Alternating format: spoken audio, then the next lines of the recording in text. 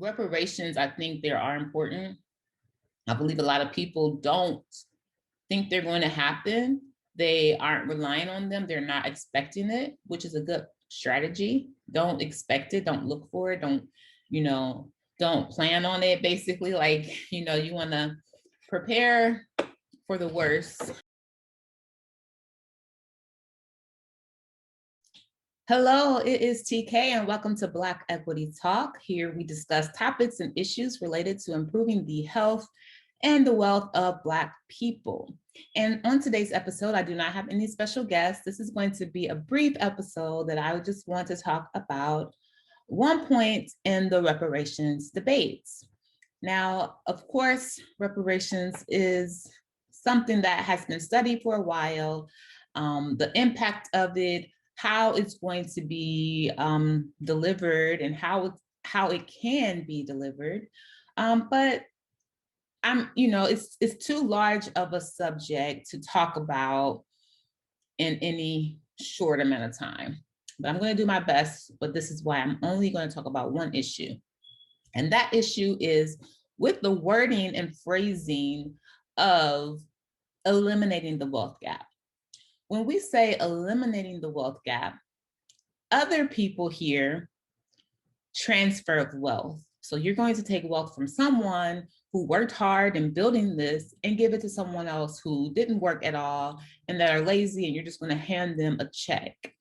Now, anyone hearing that, of course, you're going to say, no, it's not fair to take money from this person and give it to someone who didn't do anything, didn't work hard, who's lazy, who's this and that. Of course, we're not going to, the wealth gap is there because you just didn't try hard enough.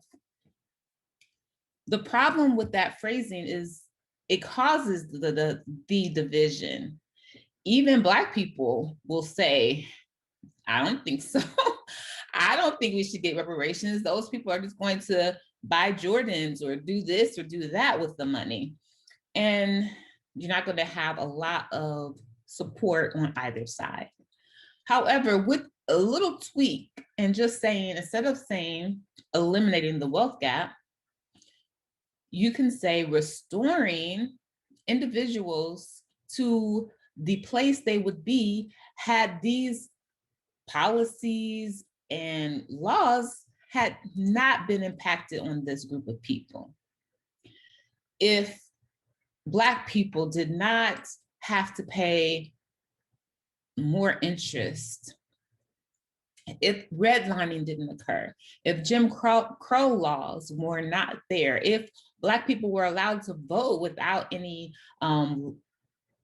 without laws making their vote less powerful through redistributing lines, and there are so many things that go into play here.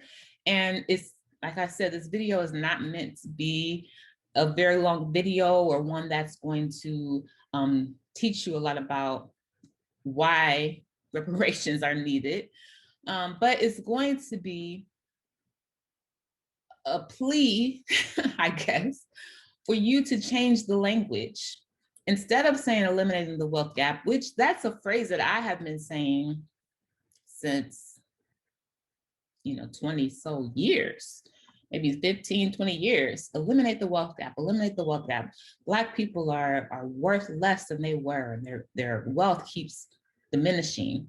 And then you see and hear people talk about how poor the spending habits of African Americans and Black people are, and how they don't know how to save, and they don't know, they weren't taught certain values and certain financial principles. So of course you're going to say, well, unfortunately, Black people, you're just going to have to bite the bullet on this. And, slavery was a long time ago, and the people who did that work, they're no longer here. If we instead say, we're not trying to eliminate the wealth gap, we're not trying to take money from you to give to someone else. We are just trying to make it fair for people who have worked hard, who have built a lot of things in this country, who have done the right things, who purchased homes, but their homes lost value and they lost a lot of equity. When things like that happen outside of their control, governments come in and bail out Americans. We can see with the recent pandemic, how the American economy was stimulated. So just to further illustrate my point, I wanted to read a quote by Utah Representative Burgess Owens. And he's one of just 2 Black Republicans in the House. And this was said during the debate on H.R. 40 back in April, which of course, H.R. 40 is the bill that's discussing reparations. He says, reparation is divisive. It speaks to the fact that we are a hapless, hopeless race that never did anything but wait for white people to show up and help us. And it's a falsehood. Again, that was Utah Representative Burgess Owens on the debate during the debate on H.R. 40. Now, that just goes to show what people hear when they say decreasing the wealth gap. Because when you say decrease the wealth gap, it sounds like you're just taking money from here and putting it here. You're just transferring wealth. That is not what we're asking. That's not what I'm asking. And I sincerely hope no other Black people are asking for that. We are instead asking to be restored to the place we would have been if these policies did not oppress the whole group of African Americans as a whole, not individually. So yes, there are certain people who were able to get out of this oppression. You're going to have what we call token Black people to kind of help you feel better about, or help certain people feel better about having negative feelings toward Black people.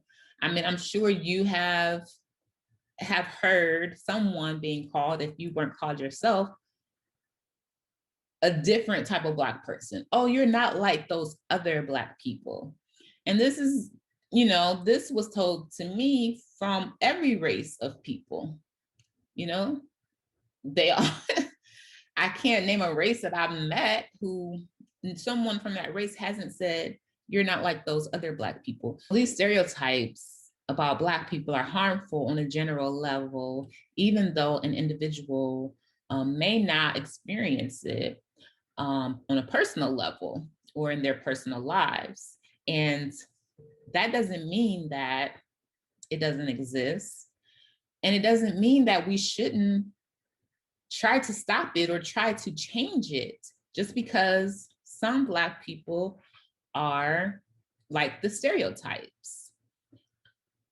We should definitely work with these people, our people who are being stereotypical, and some will not change. We can't change people.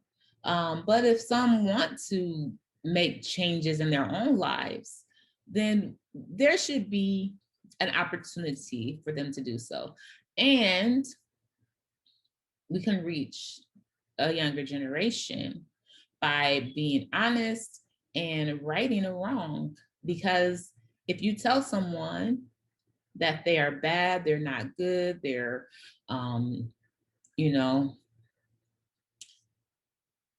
they're ugly, they're horrible people, then eventually they're going to start internalizing that and they're going to start believing it. And the people who are saying it, they're going to look around and see people who are internalizing it acting this way, and that's going to confirm their bias. So it's just an endless cycle. So we need to bring an end to this cycle by, in my opinion, increasing the amount of education and work we do with people who do fit the stereotype. And we need to educate those who believe the stereotypes on both sides, even if it's someone who is African American or Black, and they believe the stereotypes about themselves, or someone who is outside of the race who believes these stereotypes.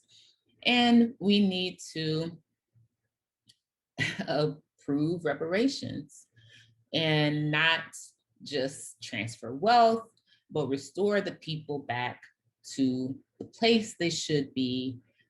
So that means it doesn't have to be, a dollar amount that you're giving to each family. It could be, if you complete these things, then you have access to this or something like that, so that we can, while we are restoring the people financially, we need to restore them mentally, emotionally, as well, and even physically. So it could be, hey, if you lose weight or if you become, within this healthy range, then you will have access to this grant. Or if you reduce your debt, then you will have access to this other grant. So there are definitely things that Black people can do to work toward it. So you can say, okay, the ones who are fitting these negative stereotypes and are causing a burden on the healthcare system or the financial system or the prison systems, then if you do these things, you will have access to this money. And I don't see anything wrong with that necessarily, as long as we stay consistent and it's not on, individual basis. It's very objective, like you do this and then this will happen. I believe that's a good alternative and a good starting place.